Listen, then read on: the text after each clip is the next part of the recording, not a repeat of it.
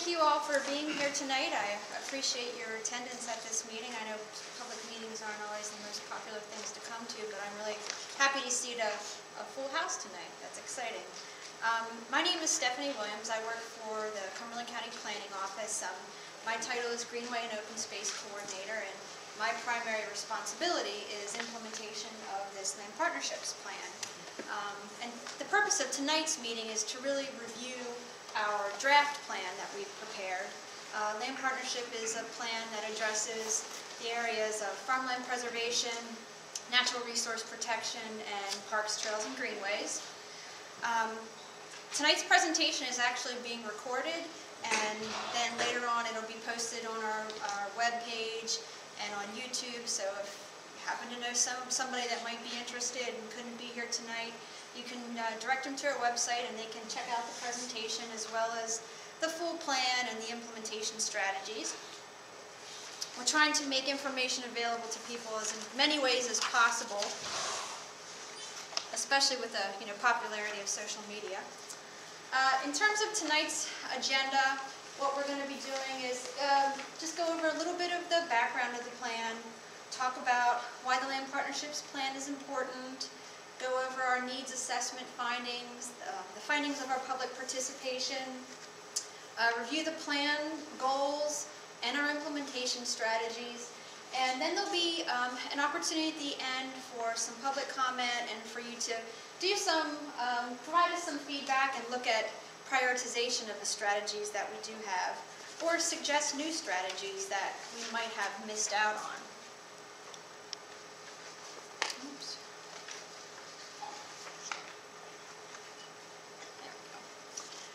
First, a little background on the plan. Our first land partnerships plan was actually adopted in 2006. So this is an update. And again, those three topic areas that I mentioned are ag preservation, natural resource protection, and parks, trails, and greenways.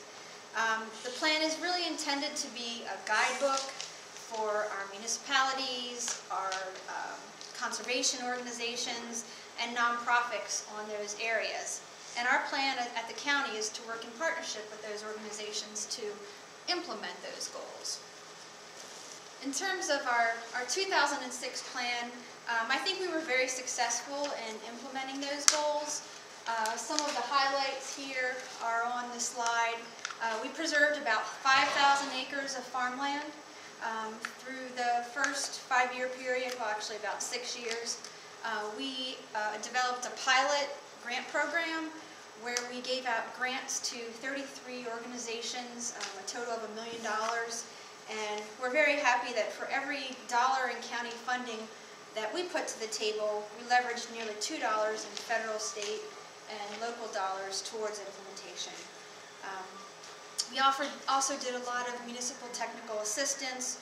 We worked with municipalities to update zoning ordinances and plans. We worked in partnership with a lot of outside agencies and nonprofits on projects that implemented the plan, and we hosted a number of different training and education sessions. So what was the purpose of this update? Really, the plan had roughly a 5-year time frame, and so 5-6 years was time for us to go back and revise the plan, evaluate progress towards implementing the 2006 goals. We updated the background data, the demographics, the mapping. We were looking at emerging trends in each of those 3 areas. And lastly, of course, developing revised strategies for going forward for the next 5 years.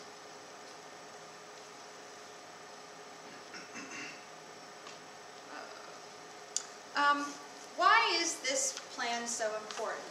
And there's really, a number of reasons, and I thought it's really important to understand those reasons. In terms of ag preservation, local farms are very important. They provide fresh, nutritious food at a reasonable cost, and transportation and environmental costs for locally produced food is much lower than that comes in many of our big box stores. The average food travels 1,500 miles to a local store. Not the case with locally produced food. Local farms help support our local economy. Farming generates over $132 million in just gross receipts from the sale of ag products. But then there's a lot of other sort of spin-off revenue from farming, whether it be laborers, accountants, fertilizer companies, feed companies, veterinarians, equipment suppliers. All of those help contribute to the economy. So agriculture is important for our economy. Protecting farmland helps keep property taxes down. Working farms don't generate the needs that residential commercial operations do. They don't have the water, the sewer needs, the fire protection needs, the police protection needs, or the other infrastructure investments that you would compare to a similar sized tract of land. And for every dollar that a local farm pays in taxes, they use less than $1 in services, where residential uses are opposite that. For every dollar they generate in taxes, they require more than $1 in services. So farmland is a benefit to property taxes. Well-managed farms can benefit the environment. Open farmlands are important for water recharge. They provide wildlife habitat. And lastly, agriculture helps promote local tourism, maintains that rural character, and just is really a part of the quality of life that we have in this area.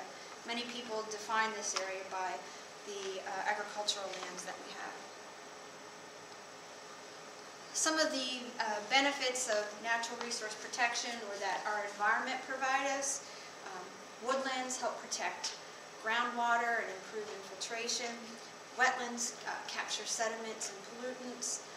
Floodplains carry floodwaters and help reduce flooding. Our streams and mountains help support nature-based recreation and tourism, also again providing wildlife habitat and maintaining biodiversity.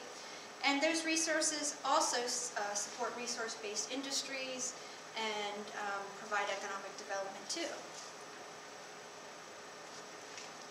And lastly, speak briefly about the benefits of parks, trails, and greenways. And some people may not guess it, but outdoor recreation is a big economic driver and generates tourism spending. On a national level, 6.1 million jobs can be attributed to outdoor recreation, and $646 billion in direct spending related to outdoor recreation. So it rivals some of the bigger industries, and it really depends on having those nature-based opportunities.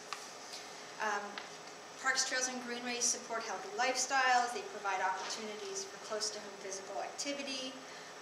Again, they can enhance property values. We routinely find places closer to parks and trails, particularly in developed areas, have higher property values than those that don't have access.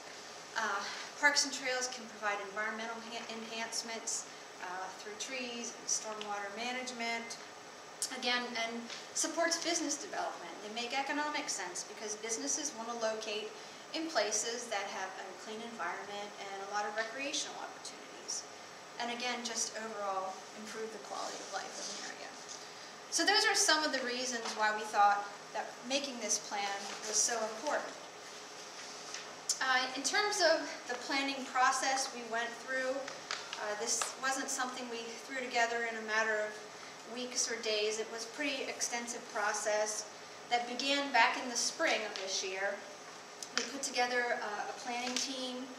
The planning department led the effort on behalf of the county. We were able to get a grant from DCNR. We have some folks here from DCNR tonight. Thank you for your support. And with that grant funding, we were able to hire Simone Collins, who is here this evening. Justin and Peter acknowledge them for their work. They provided us assistance on the plan. So it was a group effort.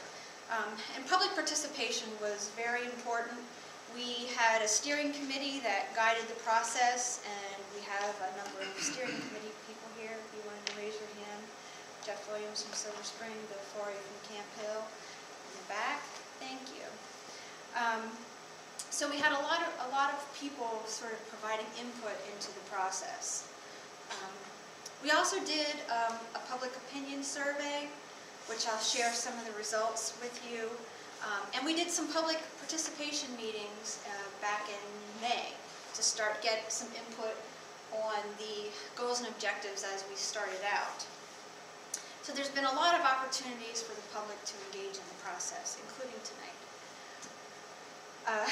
We also did a needs assessment process where we conducted a look at the demographics, looked at development trends, the activity and conservation in the area. We collected a variety of data. We inventoried the parks and trails and resources that we were aware of. Updated a lot of our mapping. We're fortunate to have a lot of GIS mapping available to us. And then identified a variety of strategies and started coming up with some specific recommendations. And that's really where we are now at the development of recommendations part. So I wanted to highlight some of the needs assessment findings that we came across. And so this is sort of a summarize of things, but the population in Cumberland County is continuing to grow steadily. We had about a 10% growth rate over the last several decades, and that's expected to continue in the next 20 years. And our conservation efforts need to respond to that increase in population. For example, as we have a greater population, we need more parks and trails to accommodate those folks. We need more land to grow food for. So while the population expands, so does our preservation efforts need to at least keep pace with that. We also found out that a lot of our natural resources are unprotected. About 22% of the county, based on sort of land area, is already developed. About 20% is preserved. So that leaves about 58–60% of the land undeveloped. And many of those areas contain important natural resources. So we need to have a plan in place to protect those resources. And last item there is that these issues of farmland preservation, natural resource protection, and parks, trails, and greenways are an important part of a thriving economy. Conservation and development are not, mutually exclusive. We need all those things, conservation and development, to have a high quality of life. Some other things that we found out is we evaluated a lot of the planning documents throughout the county and determined that many of our municipal land use plans and ordinances are out of date and may not reflect all the current planning trends. So planning for these things are something that we need to make a priority. We need to be working with our communities to update their planning documents to reflect current trends and best management practices. And we also noted that as you travel across the county, if you're here in the eastern part of the county, it's a lot different than the western part of the county. It's diverse, they have different needs. So the plan needs to be diverse to respond to the unique needs of the county.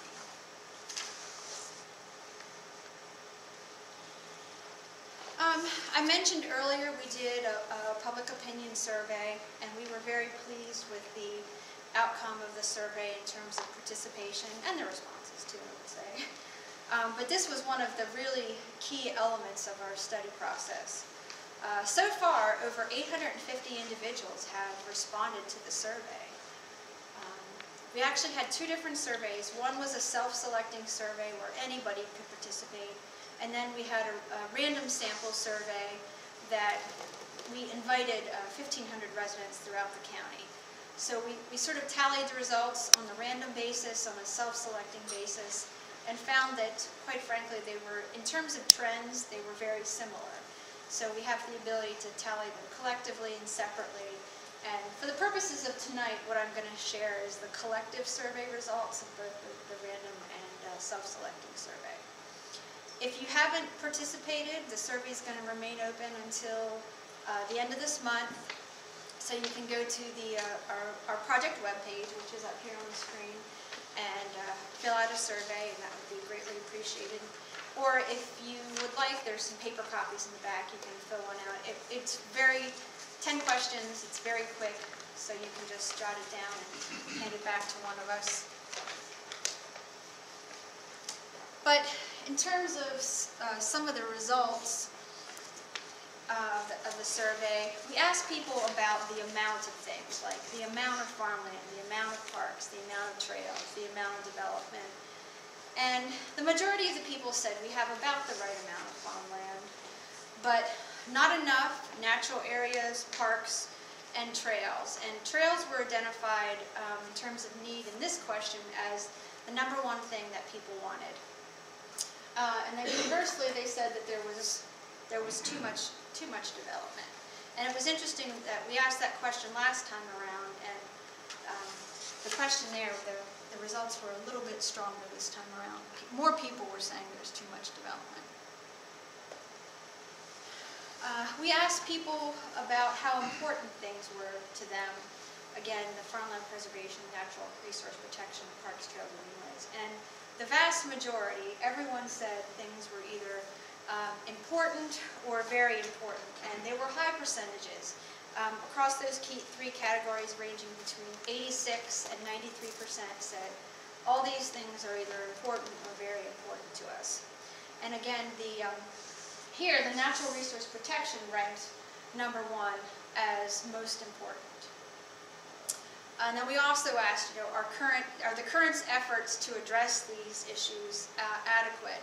And across the board, everyone said that more needs to be done.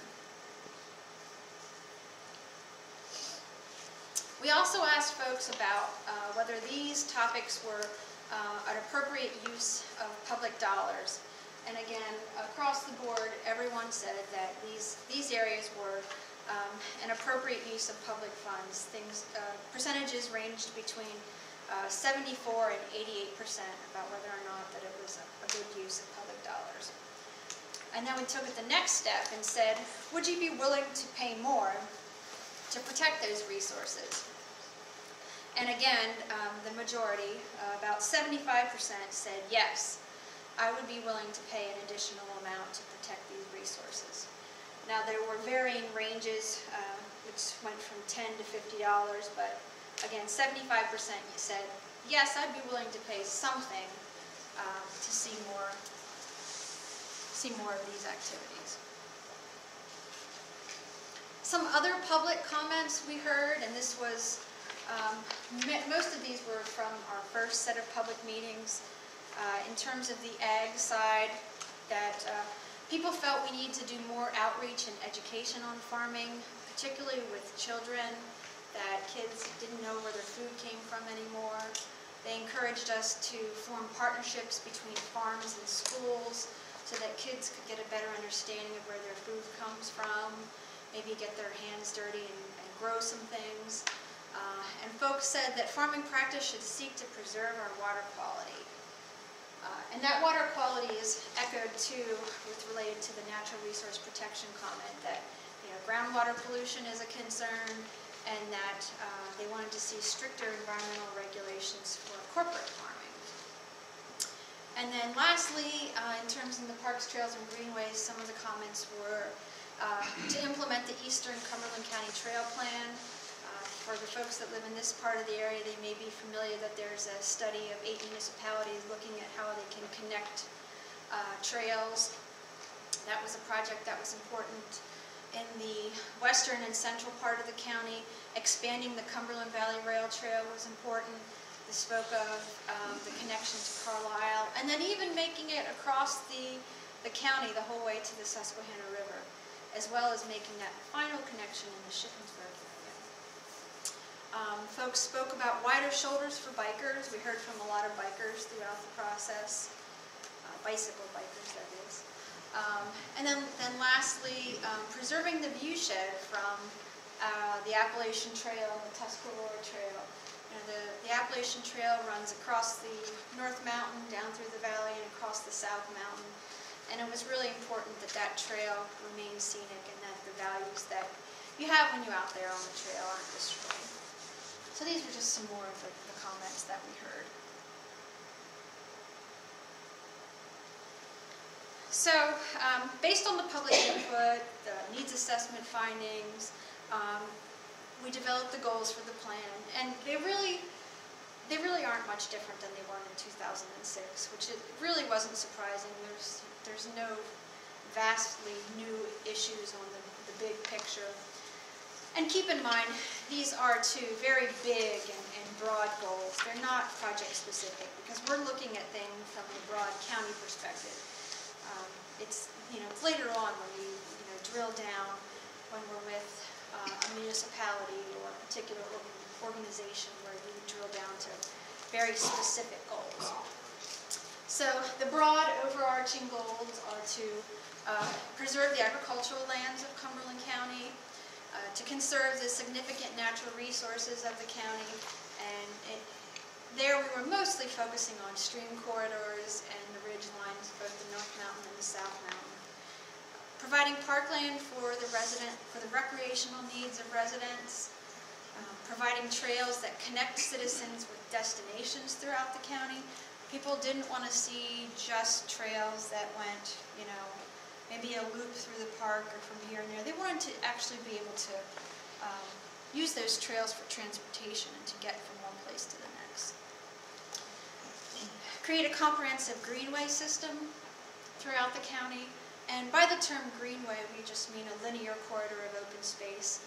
And that doesn't necessarily mean a trail. It could just mean a stream corridor that has riparian buffers and is preserved or protected, not necessarily permanently preserved.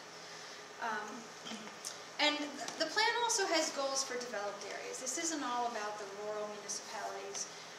We want our developed communities to actively implement the goals of the plan, because there are things that can happen here even in highly developed areas in terms of the resource protection. Or maybe for agriculture, it's providing a farmer's market or an opportunity for farmers to direct sale their products.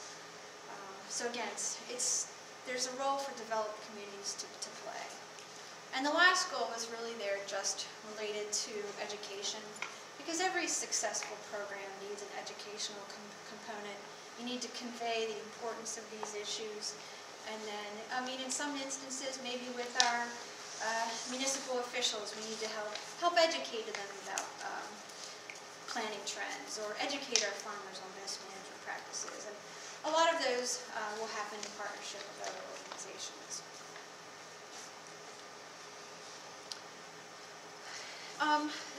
Since Cumberland County is so diverse and the issues are so multifaceted, there's a variety of types of strategies in the plan. We've sort of categorized them out. And when you implement these all together, we think we'll be highly successful. So, afterwards, as you look through these strategies, they're all different kinds. The acquisition and development strategies include those voluntary land acquisition of land, or the capital investments we might make in a park and trail, or to construct a park or trail. These strategies are generally the most expensive, but they're also the most permanent. But we know that, obviously it's tough economic times and funds are limited, so they tend to be the more costly investments. We have some planning strategies where in most cases they involve working with municipalities to encourage implementation of land use policies that will promote these goals. When implemented, they are also a very effective, efficient way to develop parks and trails. For example, some municipalities have mechanisms in their ordinances to build those types of amenities through the development process, or even something as simple as street trees have a lot of natural resource value in a developed area. In terms of partnerships, there's lots of opportunities for the county and other organizations to partner together to implement our common goals. We recognize that we can't be the only one working on it, and when we see opportunities to work with folks to advance common goals, we're certainly doing that. And again, education, which I spoke of previously, is really the backbone of any successful program, and we think we're well positioned to be able to help out in that area. In terms of resources that are available for implementation, it's going to again be diverse and come from a variety of sources.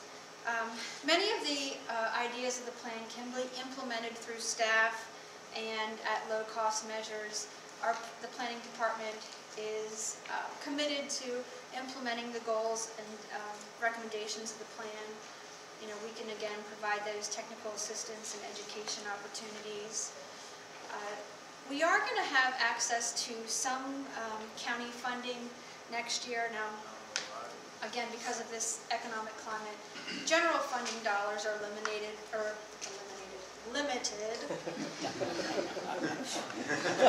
Slip of the tongue. Are very limited, but we're actually seeing some dollars from the Marcellus Shale Legacy Fund. While we don't have drilling in our county, there's a statewide pot of dollars that will come to every county. So we're hoping to have roughly $300,000 to $400,000 available next year to either distribute via grants, or we may do some projects in-house. So we'll have some money to sort of jumpstart implementation of the plan, because as the legislation specifies the use of the funds, they are very consistent with the goals of this plan. So there's opportunities for us to take those dollars and help implement the goals of the plan. And lastly there I have leveraged funding, because on the farmland preservation side, we've been very fortunate to be able to get dollars from the state through their program. You know, it's certainly uncertain what funding is going to be available in the future, but in the past it's been a fairly robust matching situation.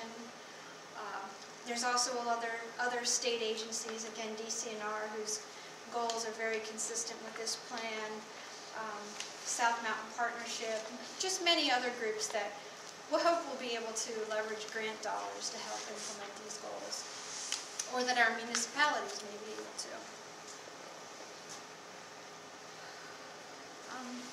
The plan actually has about 40 different recommendations that are more detailed. There's between, say, 10 and 15 under each of the core areas of the plan. And through the planning process, we asked the committee to help prioritize those recommendations. So I'm going to highlight some of the strategies that they set as priority ideas. Under farmland or agricultural preservation, obviously continuing implementation of the easement program, where we are purchasing conservation easements on farms. That's one of our premier programs. Through that program, we've preserved over 15,000 acres throughout the county. That's about 10% of the farmland that's currently in the county. Second one there is encouraging partnerships to purchase joint conservation easements. We have some of our municipalities that have expressed interest in partnering on easements. We have a local conservancy that's interested in preserving farmland. Maybe there's opportunities that we can work together to share the cost. Also looking to increase outreach with our current preserved farm owners. As a county, we've invested over $40 million in those agricultural lands, and we need to keep our eye on those folks to make sure that the terms of the easement are being upheld and that we maintain a good relationship with those farmers. So that's an area that we want to make sure is a priority. And then lastly, encouraging and supporting best management practices on those farms to ensure water quality. We heard that many times, that water quality is very important. So we think we have some opportunities to offer some assistance to the farmers in our program to upgrade their conservation plans and make sure that they are meeting the state's new guidelines for erosion and sedimentation and nutrient management, because those farms ought to receive some special attention from county, since there was so much county investment there.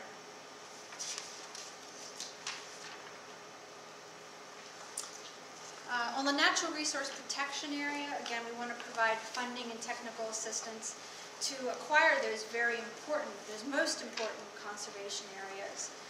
That would be one of the eligible uses of those shale funds, to be able to acquire either fee simple or easements.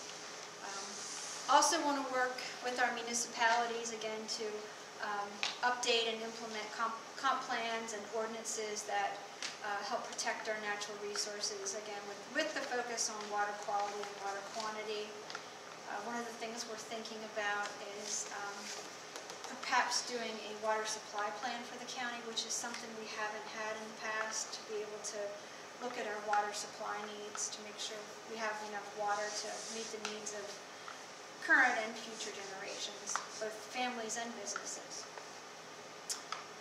And then lastly, serve as a liaison to the extent that's feasible between our municipalities, the development community, and the ag community to identify and implement water quality improvements. And a lot of that is relative to the Chesapeake Bay Executive Order. We found that we can be a good moderator and help bring people together to help implement projects.